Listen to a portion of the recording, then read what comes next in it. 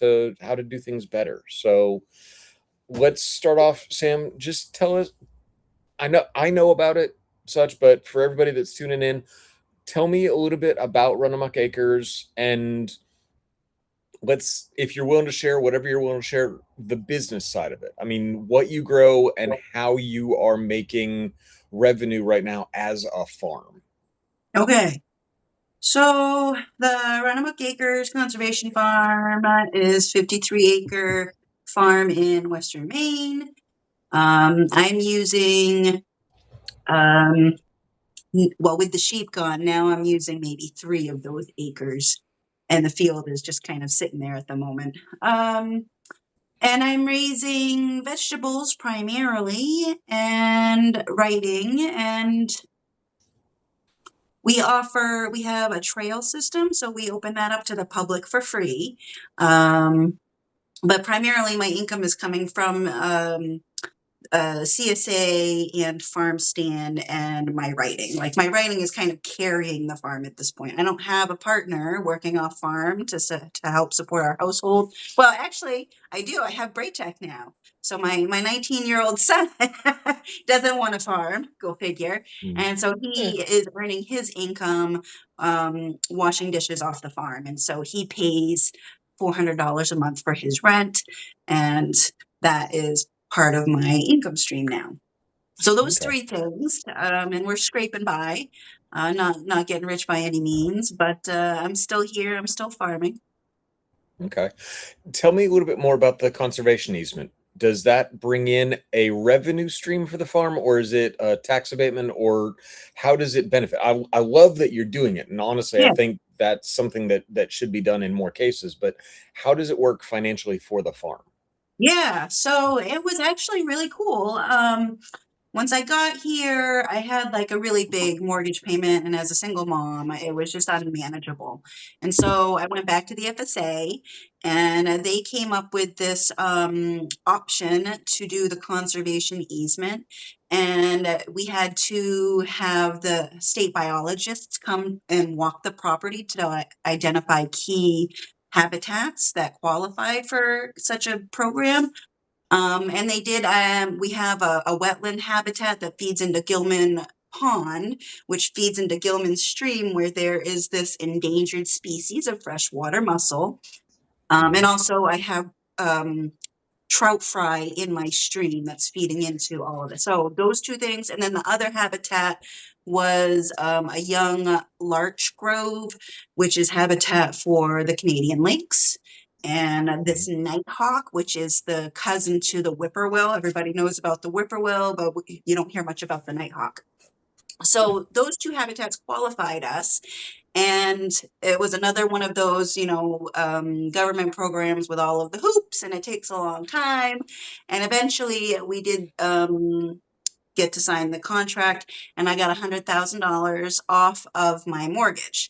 So the whole farm, when I was finally able to go and buy a farm, it cost, for the 53 acres and 6-bedroom house with the barn and the garage, was $179,900.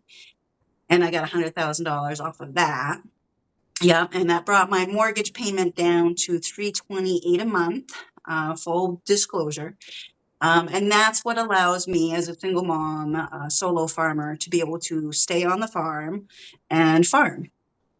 That's amazing. So Yeah. it basically cut your mortgage in half, Mhm. just like like that, after all of the hoops and After everything all the else. hoops and the Well, yeah. biologists, and yeah. Um, okay, that's really cool. So how big is your conservation easement? You said you have 53 acres total. Right. 40.3, I think, acres went into conservation, which is essentially like I have all of the open acreage. I've got the 3 around the house, and then there's the 10-acre field, and so those I'm able to do whatever I want with. And then the 40-something acres in conservation, you can't do any grazing, no harvesting, no nothing. There's like an ATV trail that the town uses that it runs through it, and I did keep that available so that the local community could continue to use that, and also for our walking trails. I wanted that to be accessible. So Yeah, Okay. it was a So cool deal. so it was land that wasn't really usable for traditional agriculture to begin with, Right. and by putting it in the easement, it's a perpetual thing, right? It can never come out of easement? It's in the contract for 50 years. So and then yeah, it was land that all of this soil that I ended up on, like beggars can't be choosers, right? This is where I ended up. This is what I have. The soil is really shitty. It's sandy. Things don't want to grow here. The former owners had heavily harvested that section before I got here, like years before they even sold it. And also, there's like a gravel pit out back owned, like the neighboring property, they own a gravel pit. And so the people who own this property had also like scraped like that larch grove that ended up being part of our conservation easement. The reason it's a larch grove now is because they stripped the topsoil off of that section looking for mineral deposits. Yeah. So if I wanted to, the topsoil is all pushed off to the side. I can go and harvest that and bring it back, but anyway. Yeah, okay. So that allowed that putting that into easement made it financially much more affordable for you to be on this property. Right. Now, the 3 acres that are around your house that you're farming. You're not farming the full 3 acres, right? As market? Not as a market garden, no. Part of it, I have my orchard that I planted. You've probably seen some pictures of Okay. my baby fruit trees. So I every year I put in a few more, and Mhm. so I've got like an acre on this side that has 9, and then I've got 5 back here, and so it's kind of surrounding the house and the outbuildings. Okay. And then so how much are you actually growing for your market garden? And let's dive into that about what you're doing because you are always busy. We're we were talking before, and you're saying that you get up, well, crazy early for what I do, but that you're always doing some project around there, this and that. So Yeah, let's talk about the the farm garden. itself. Yeah. Okay, I'm growing vegetables on about a half an acre. It was 2, when I had a boyfriend at one point, and I was yeah, long story. And now it's happening, which is much more manageable, but I'm growing it, intensively. So I've got permanent beds that are about Hmm. 3 feet wide, and I'm doing square foot plantings, or it kinda depends on what the crop is, but some of them are in rows or double rows in these, Hmm. wide beds, whatever it is. So intensive growing, succession plantings, and yeah, I get up at 3:45 in the morning so I can have a block of time to write. Like I said, that's a big part of my income now. Um, Okay. so I have to make sure I get that in. And once it gets to be like 7 or 8 in the day, then I'm ready to switch gears and be active. And so then the farm gets like a big chunk of time in the morning, whatever like the hardest physical thing is, that's what I'll do in the morning. I do take a nice lunch break. Like it said, in the name of transparency, I probably take like a good 2-hour lunch break. And I'll take like a snooze. I take a 30-minute snooze and just to recover from the physical part of my day and get a second Hmm. wind for another push in the afternoon. And then and I do that partly because where I've been raising kids, like obviously my kids are grown now and it's not such an issue, but when they were younger, like you have to stop everything to come in and make dinner. And so, it's just I've had to have these blocks built into my day and figure out Hmm. how to make it work. Well, and that's what, especially as a solo farmer, but that's part of any farmer's journey is figuring out how to get the work done. And Yeah. the reality is that what works for you might work for somebody else, it might not. But Right. as a farmer, we all have to figure out what works for us. Hmm. And as you were saying, working in blocks is something that you're used to, being able to separate those blocks into discrete activities, times, all of that. That's what works, which actually is a great segue into the next part of this of how do we Okay, let me change that. What does success look like to you as a farmer, as running run amok acres, being able to balance farming with writing, with having a life? What does success look like? Because success for you might be very different from what it would be for somebody else. So, what that's my question. What do you need in order to be successful as a farmer? Yeah. Or what Right. are you Well, shooting and for? that's a loaded question because it's going to be different for every person, right? So I will Right. answer, and So then for you've you, got to answer. um, for me, like, and I said this before we went live, but I don't know that I am successful yet. Like, I would like to be able to pay, not have to worry about paying my property taxes every year and being able to heat my house every winter. If I could just pay my bills. And I'm sure everybody says this these days, right? We're all kind of in the same boat, just trying to scrape by. But that would be, I don't need extra. If I could just pay my bills, I would be successful. That being said, I read once that success is just refusal to quit. And I definitely have that. And, it took me like 9 or 10 years to buy a farm in the first place. And I've been here on the farm for 8 years. And I'm still here and I'm still doing it by hook or by crook. It ain't pretty that's sometimes. that's great. I am totally going to steal that line that success is simply the refusal to quit. I like that. Sometimes it's being stubborn, sometimes it's just knowing that it's the right thing to do, but just Right. I like that. So, okay, you asked. For me, success it was it was having a business that was in the black. It was, being able to cover all of the expenses in the business, both monetary and, you know, supporting myself, supporting my employees, doing right by my community. It was being able to do all of the right things and still having something left over,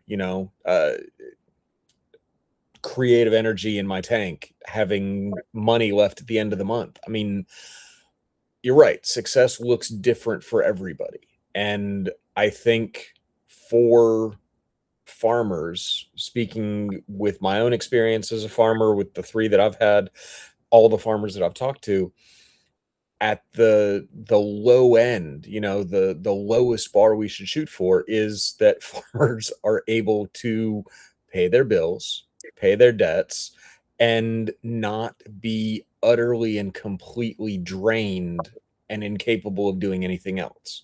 Mhm. Um, I haven't really met a farmer yet that aspires to be a millionaire. I mean, yeah, nobody would turn it down, but that's Right. not the goal. The Like goal just buy isn't more seeds. extractive.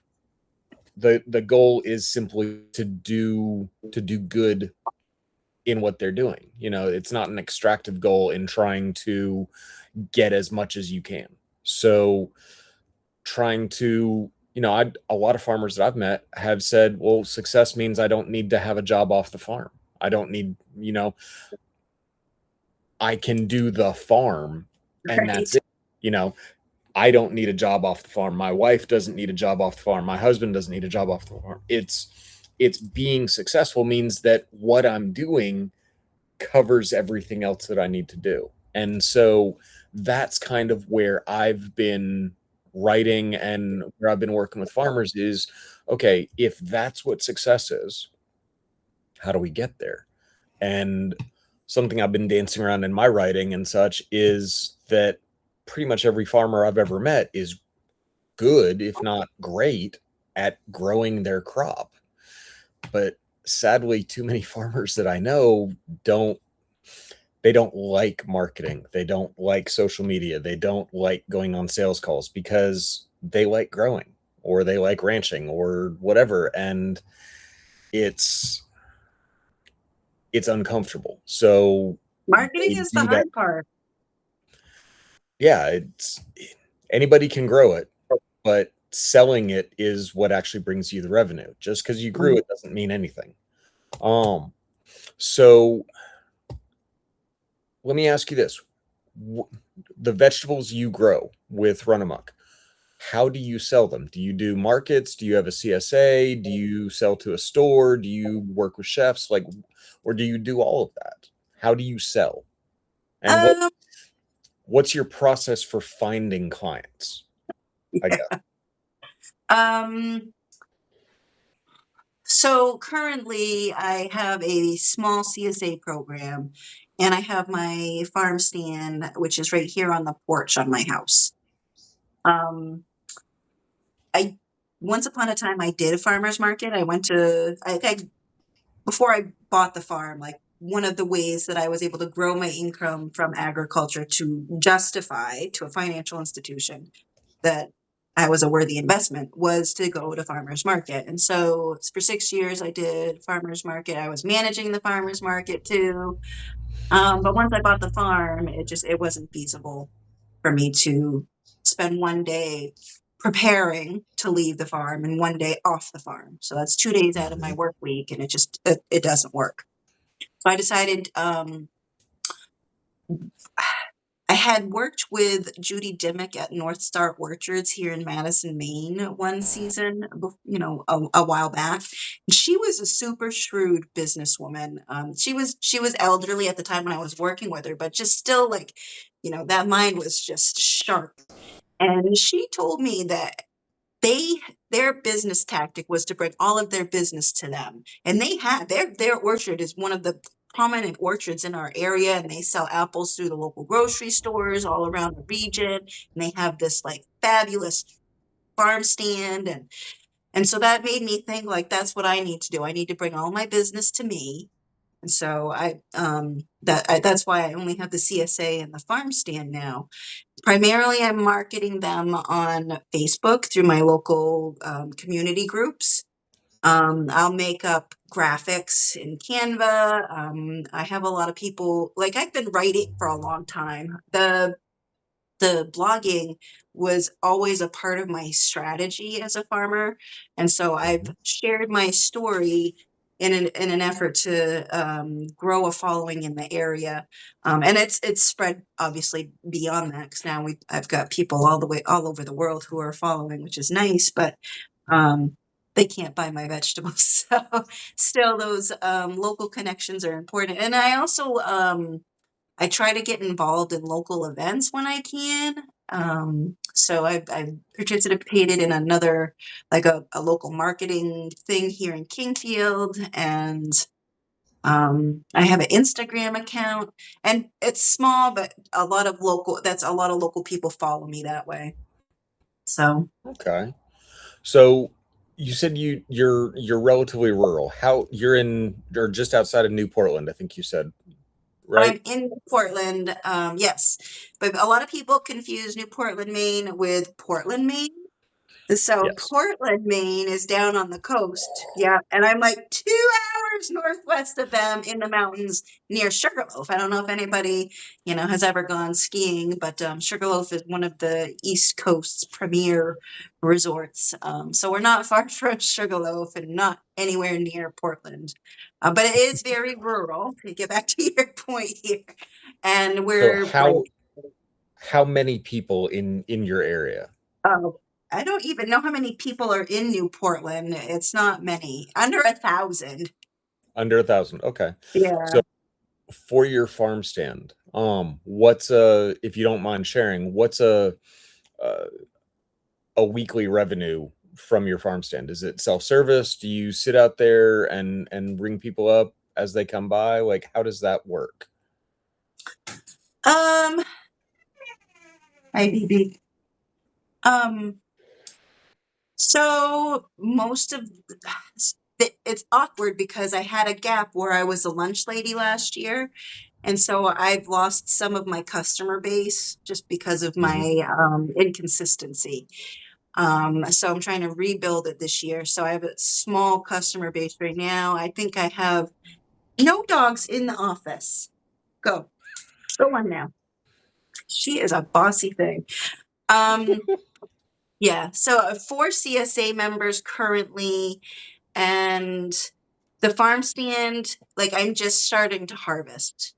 And so the farm stand hasn't really been open much this season, but I do have a flag and I have a sign. I'll put a sign, I put some signs out on Route 16 for Mhm. anybody who's going back and forth to Sugarloaf in Canada. Um, and then I post occasionally when I have like more food. Like right now, I haven't had much, so I'm just kind of saving it for my CSA members and my own household. Um, but once I start having a surplus, then I'll post to Facebook.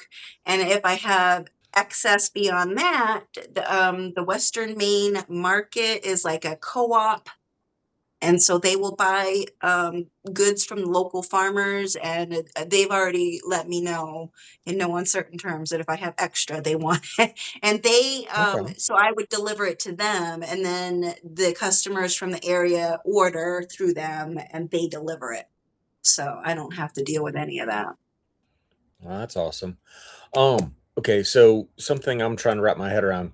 So I'm down in Dallas, Fort Worth, Texas. Within reason, we're four season growing. Like our winters here are so mild that we can grow just about everything through the winter with minimal season extension coverings.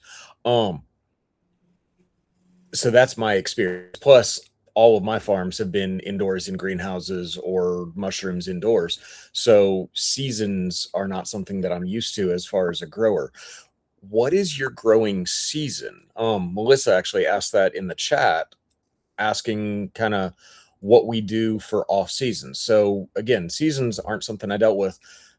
How long is your season for harvest? Because you were just saying that you're just I'm just getting into starting. that. Yeah. Yep. And that's partly because, like I said, I wasn't here last year, so the garden needed a lot of work to be able to bring back online. So it's just taken me a while. I also don't have a hoop house or a greenhouse or a wallapini or any of that. So I'm just growing in my garden. I can, like, when I'm on things, if the garden had been kept up, I could have gotten an earlier start. And so I could have been harvesting like in May, but generally it's May to October.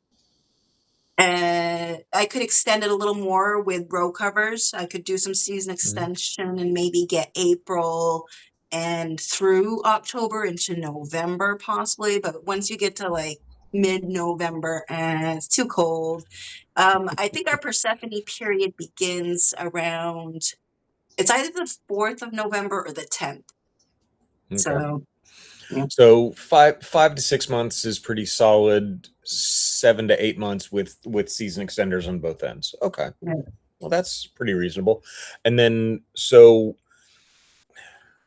let's go back into the you said you have a following locally on Instagram. You have customers in your CSA. How if you were going to talk to somebody that wanted to start farming in your area or in an area similar to yours elsewhere, what would you say to them as far as how to build a following, how to get your story out and start building relationships with people in your community? Like starting from scratch, if you were starting over or if you were helping somebody to start something else, how would you tell them, what would you suggest to prioritize? Like how do you build relationships? Get involved in your community.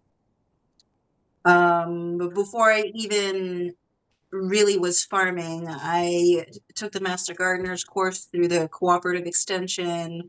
I got involved in the Somerset Beekeepers group, and I was doing a lot of like bee schools and outreach into, elementary schools and nursing homes and that sort of thing, talking about pollinators, going to fairs.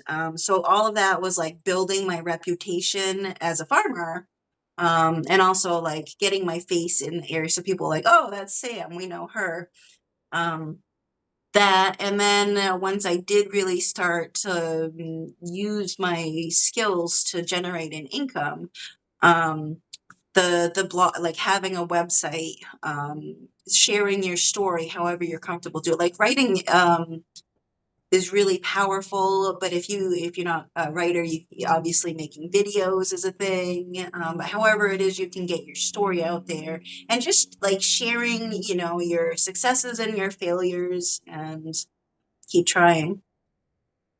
Okay. That sounds exactly like what I've done every time I've had a farm, is building off that idea that giving the way I approached it was always anybody can go to the grocery store and buy food. They can go to a farmer's market and buy from anybody there. Why would somebody come to me over someone else? What makes my lettuce or my mushroom better than somebody else's? And the reality is, at least the way I saw it, was my lettuce wasn't really necessarily any better than anybody else's. I mean, yes, I could say the way I grew it or the variety or it had great flavor, but there's that exists for everything. The reason people ended up buying from me was because they had a relationship. They knew who I was, they knew what I stood for, they knew that I cared about similar things to what they cared about. And so, starting with my aquaponic farm, we focused on relationships. We focused on, yes, we talked about why we did what we did, why we used aquaponics versus hydroponics or growing in soil or whatever. And we educated with that, but it was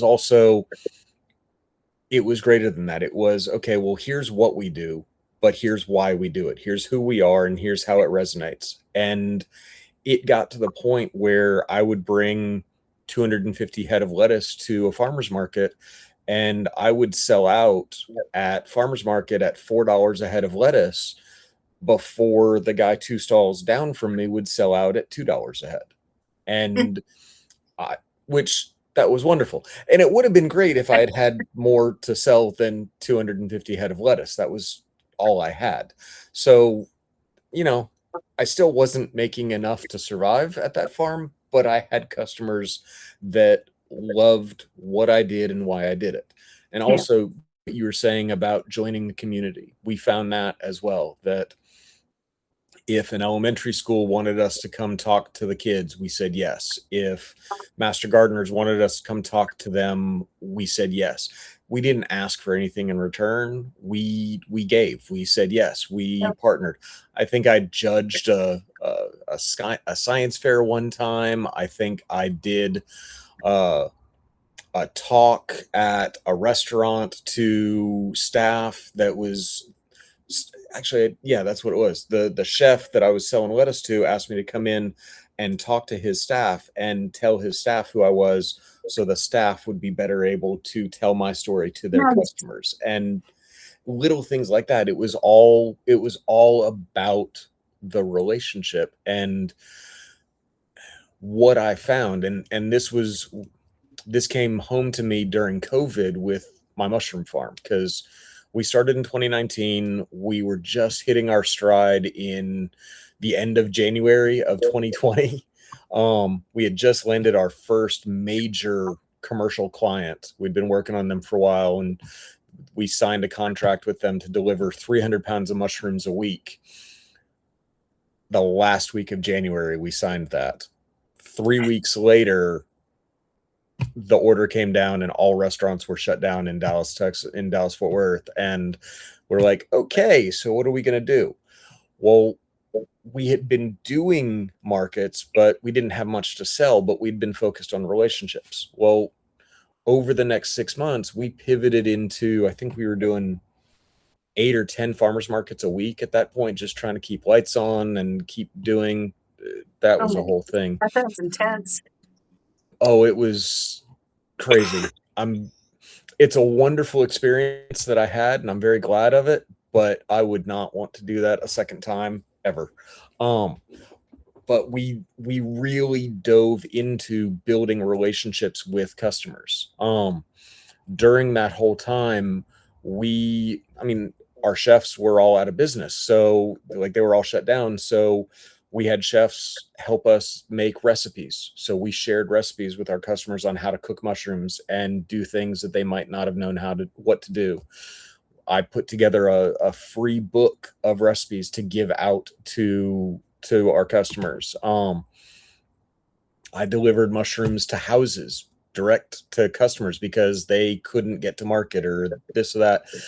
But we doubled down on relationships. And as a result, as things reopened and such, we had people that would drive 30 miles specifically to come get our mushrooms, and that's it. Wow. And we had people who, we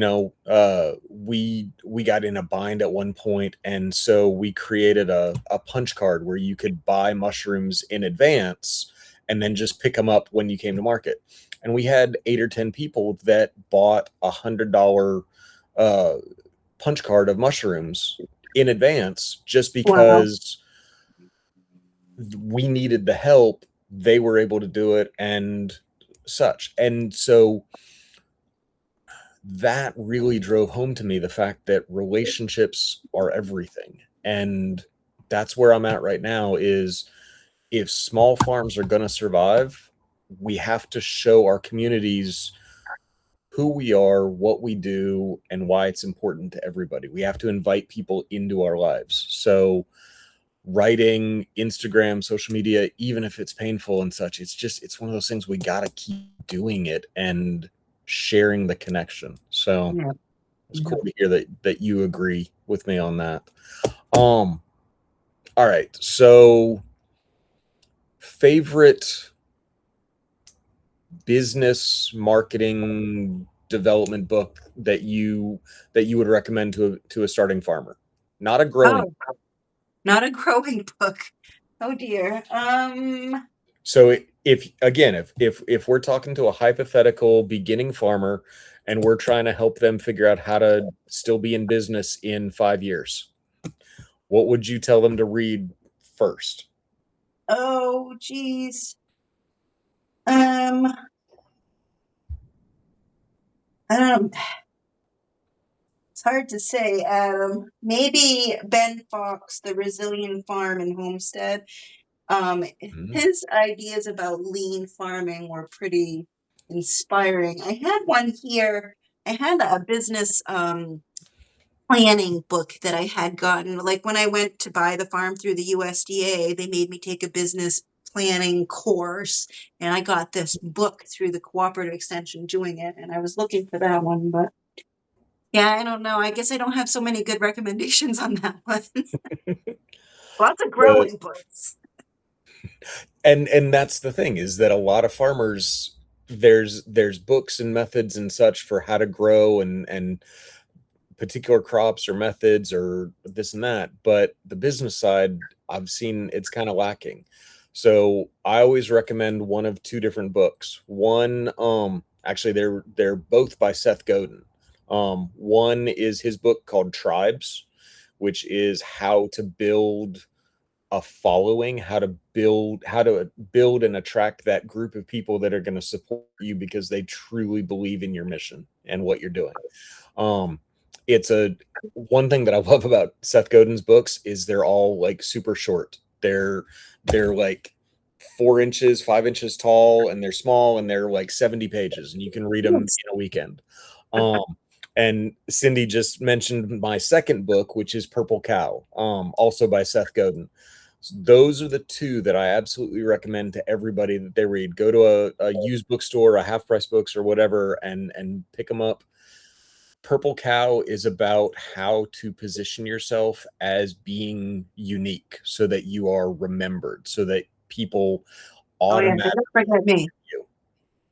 And so whether it's a particular logo or a color or such. His whole idea is if you're driving along the highway or driving along the road and you see cows, cows are cows. They're reasonably unremarkable.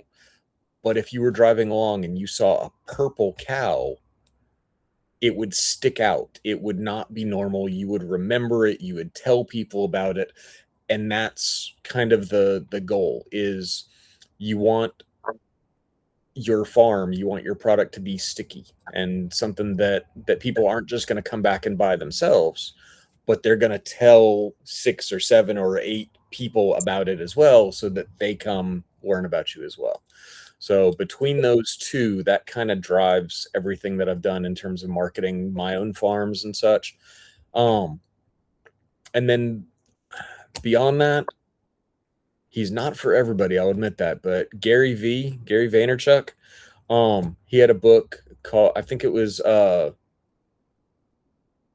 Jab Jab Right Hook or something like that. It- and his whole thing is give, give, give, and then ask for money, then ask for the purchase. But the more, it's what you and I were talking about, join the community. Don't just show up and say, hey, buy my shit. Right. Give out to the community, like go volunteer, go say hi, go participate. Talk to When you go people. when you go to a farmer's market as a vendor, go talk to the other farmers, go see what they have. When somebody buys something from you, say, hey, this squash that you just bought from me, that would be really great with so and so's homemade Alfredo sauce or marinara sauce that she makes 3 stalls down, or so and so's fresh bread would go great with this, da da da, or this person has pasta. It's one of those, lift everybody up. And the more, too many people see business as competition, that if you win, that's going to take it away from me.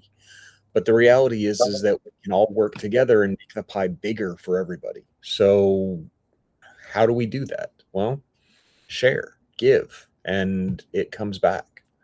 So that's really, I mean, that's my soapbox. I could get on that and talk about that for days, but probably nobody wants to hear all that. So let's do this. Let me look through the chat. Let's see if anybody has any questions. So everybody that's tuned in, I want to say thank you so much for tuning into the first live that I have ever done. This has been a new experience and I'm excited. Um, but if you have any questions or comments for me or for Sam, just please put them in the chat. Let's see. Tim and a number of people were commenting earlier that naps are super important. So from what you were saying earlier, Sam, That's um, good.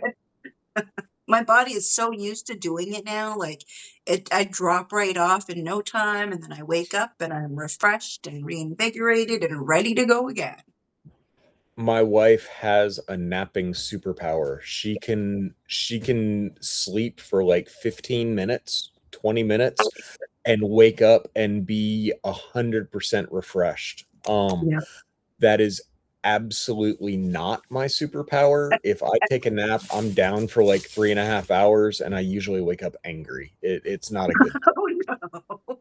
As my wife says, coffee is my superpower. I'm on my second 12-cup pot of the day so far. And yeah, I love coffee. Um, let's see. Cindy says, oh, back when we were talking about what success looked like, Cindy said farmers need to think about retirement financially, and or at least have a succession plan for when they can't physically farm themselves.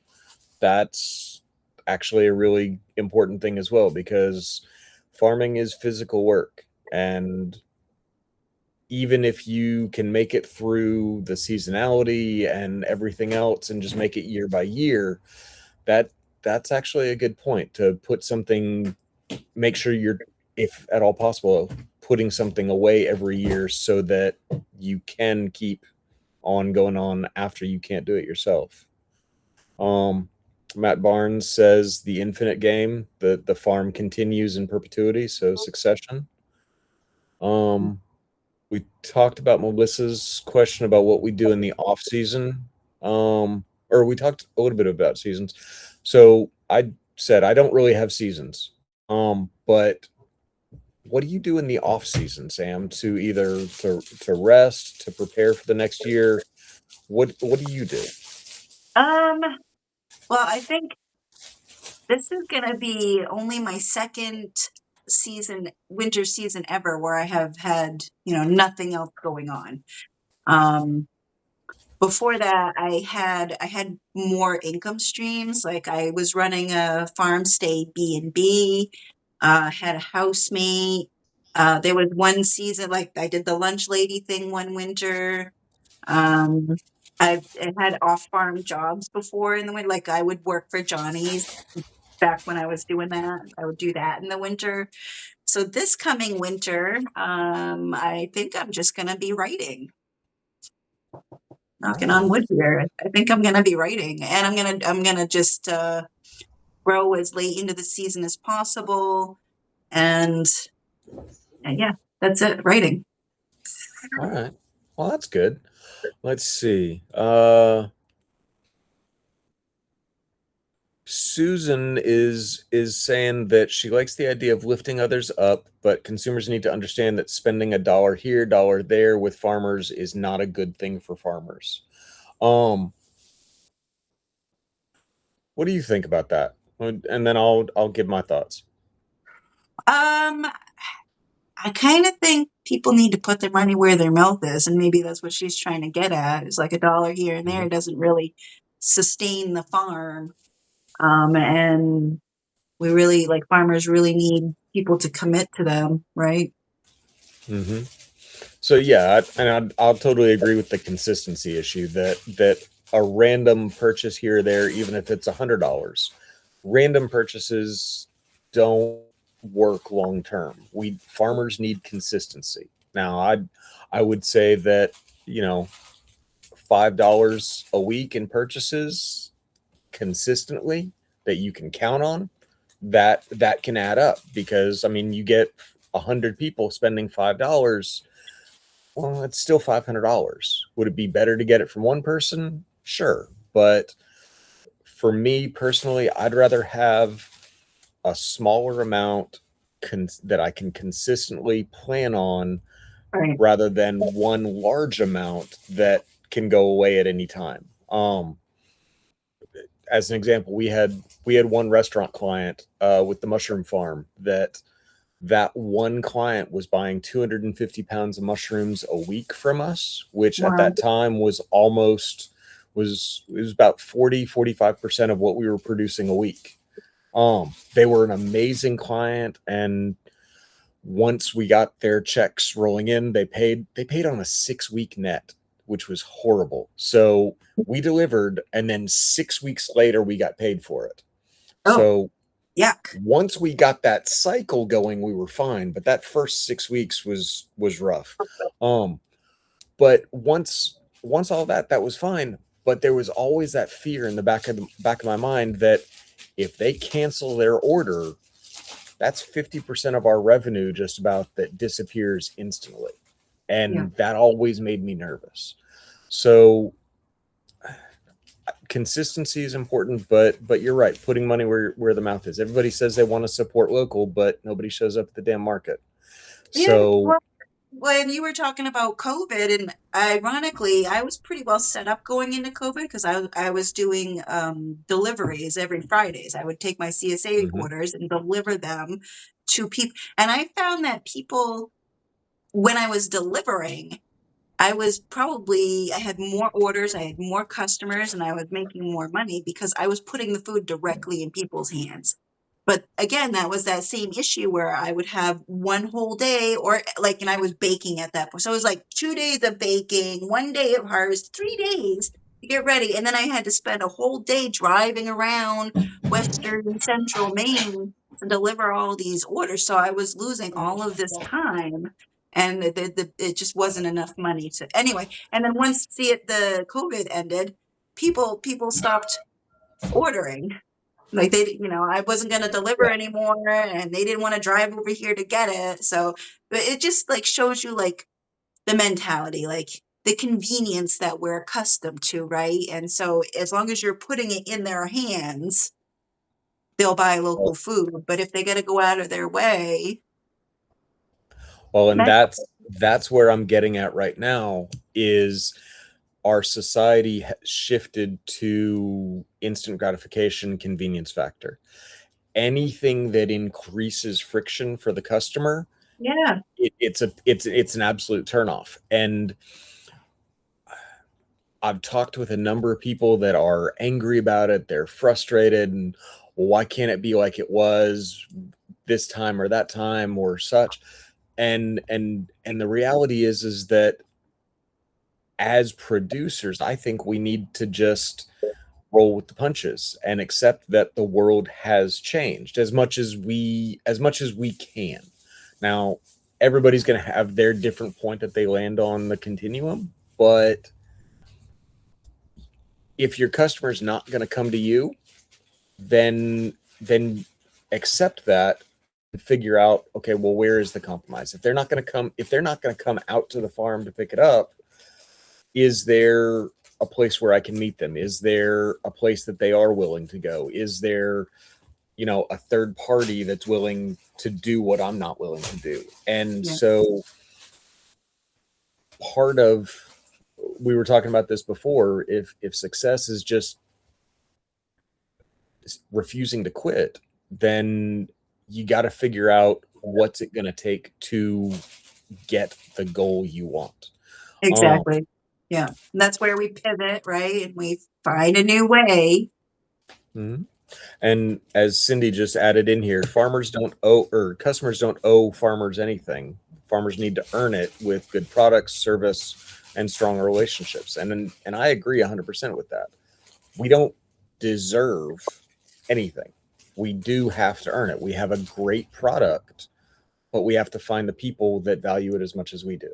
And you just got to figure out how to tell the story and put it in terms that the customer understands to their value system. So if somebody values good food and healthy outcomes and this and that, that's how you are going to tell your story. If you look for a customer that, it, say it a different way, if you try to sell everything to everybody, you're not going to sell anything because your story is going to be all over the place. Right. Figure out what matters to you and go find those people. That's any business. So I think we're also competing though against the current, like,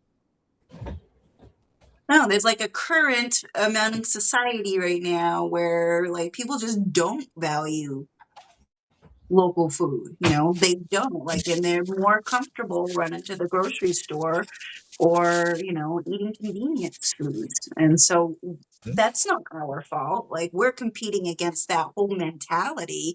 And all we can do is continue to put ourselves out there, tell our story, and try and educate people like to the value of our product.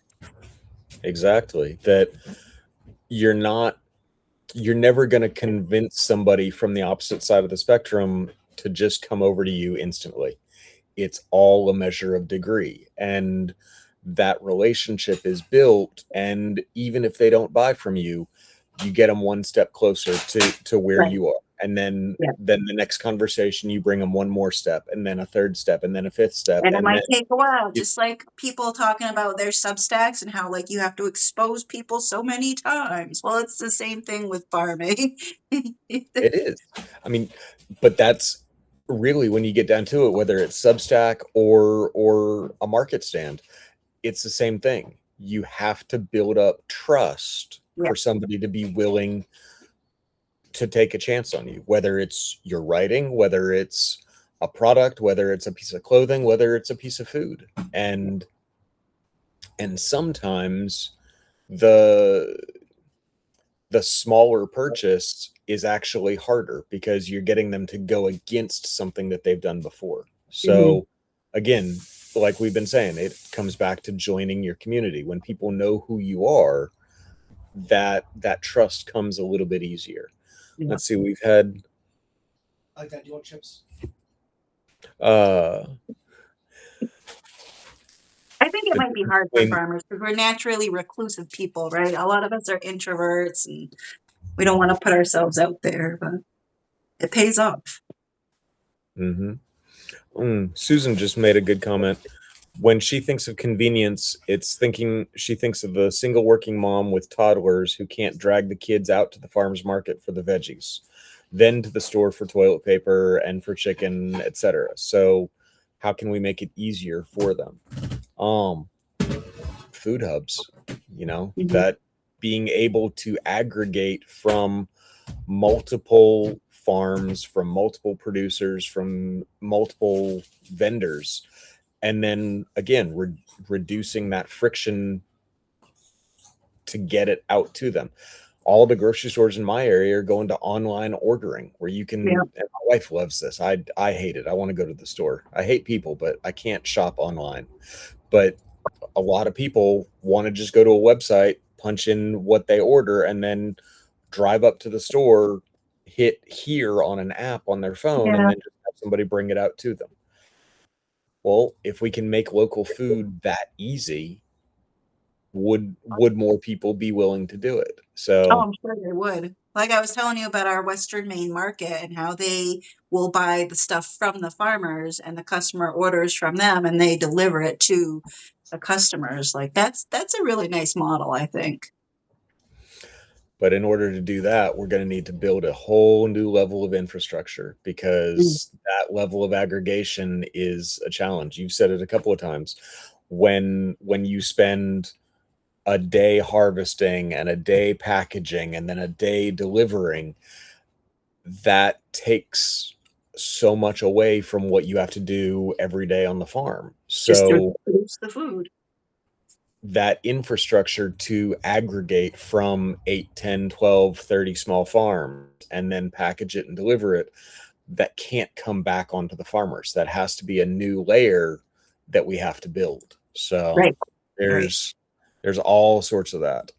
Um, well, I think we're coming up on an hour, which is about all I had budgeted for this. So, Sam, thank you so much for having the conversation with me. I really, really appreciate it. This was good. This was fun. My So, pleasure. Thank you. all right. Any last thoughts or things that we didn't cover from Let's your see. perspective? We talked about volunteer work. Um, does size matter? Size on farms, does that matter? I don't think so, personally. I I don't think think we so need either. more small farms. And I think Helen Freeman's been talking about that a lot on her Substack about, the size of farms and how over in Britain they the what is it, the inheritance tax is like really pinching farmers and blocking small farms because people don't view smaller urban farms as a farm. But I think we really need more of those, not less of them.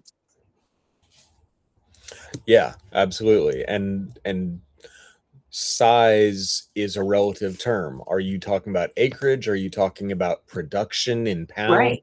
in nutritional density, or are you talking about revenue? I mean, my mushroom farm was 2,000 square feet total, and we produced 800 pounds of mushrooms a week. We had high six figures for gross revenue. Um, but when I tell people that I farmed profitably on less than a 30 second of an acre, I mean, they look at me like I'm daft, like I'm insane. And it's just because you have 1,000 acres doesn't mean that you're profitable. Just because you have 5,000 square feet doesn't mean that you're not a real farm. So Right. Right. how we define it and how we move forward is super valuable. So maybe that'll be the jumping off point for the next conversation. So okay, you mentioned Helen Freeman, My Pigs and I. Who else do people need to follow on Substack if they're not already following both you and I, which you should. Everybody should. In the ag sphere, geez, off the top of my head, I'm drawing a blank. Okay, my list is Becca Lynn. You just talked to Yeah. her. Oh yeah. What's her official Of course, what's her Becca. official Substack? Becca Lynn, grow with Becca Lynn. think it's grow with, Yeah, that or it Becca is. Lynn, It's grow with me. grow. I'm sure if you type in Becca Lynn, you'll find her. Yeah. And then if nothing else, go to Helen Freeman's site, My Pigs and I, and look up the Ag Stacker Index. And Yep. she's Tim done Conley's got great. the Grange Hall there too. Tim Connolly with the Grange Hall. But yeah, there's all sorts of great people on Substack that are doing great growing. So if nothing else, find the people in your neighborhood, find the people that are growing near you, and go make friends. So let's grow more food, grow more farms. All right, Sam, thank you so much. Thank you, Adam. Everybody, thanks for tuning in. I really appreciate everybody coming today. So thanks. You take care. Bye bye.